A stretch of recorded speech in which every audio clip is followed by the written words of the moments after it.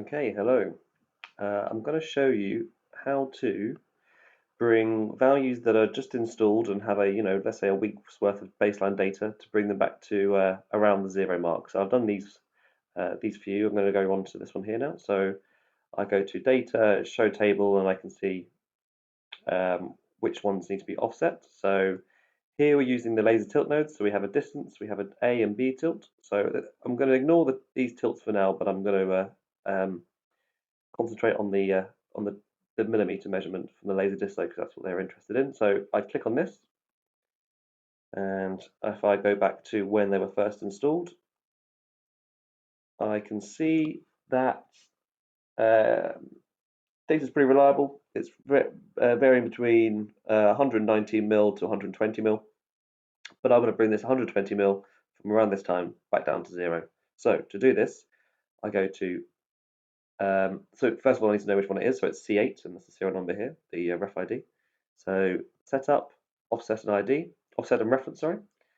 And I look for C8, which one here. So I go to the offset button here. And here there's all the offsets we can do. So at this moment in time, I'm going to concentrate on the distance. So I click the little graph next to the distance. And what it's doing, this number here flashes up. It's taking an average over this whole time frame. But what I want to do is I want to make sure that it's offset from its first value. So let's say this is trending down. I don't want to necessarily know what it is here, but from when it was first installed, 0. So if I go back to the very beginning, so I click the 2 arrows, it brings back to the very first measurement, and OK that, and hit plot. Okay, so here is where is stable data, and I want to baseline it from. So I can zoom into this area here. Just keep an eye on this number here because this will automatically change when I zoom in. Take an average of these data, and it's now recalculated the average over that period of time. So I'm happy with that. And so it's 120.5, and I press save. It will say, do you want to move from 0 to 120.5? I confirm, and I press OK. So that's now saved in there. That offset's now saved in there. So I go to Setup and Recalculation.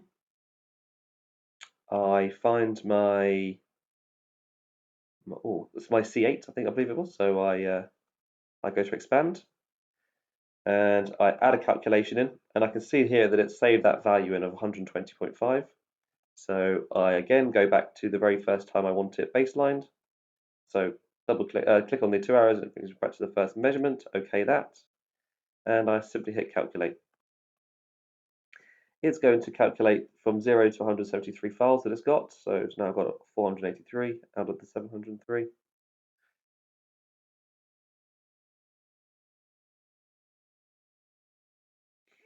And it will almost be finished doing the whole calculation of bringing them all down to 0. So that's now done. Let's close this. So it was C8, I believe it was, or 20D. Let's just double check the C8 and the reference ID for it. So C8 was at 119. If we go refresh, and we'll show our ref ID again, C8 has been now brought down close to 0. And we can now look at the data all the way from the day dot. And it all started around here. 0, obviously there's a jump here, or that could be natural movement. And now everything is close to 0. It's only that's only 1 mil, so it's not a vast amount of difference. So that could be a natural jump.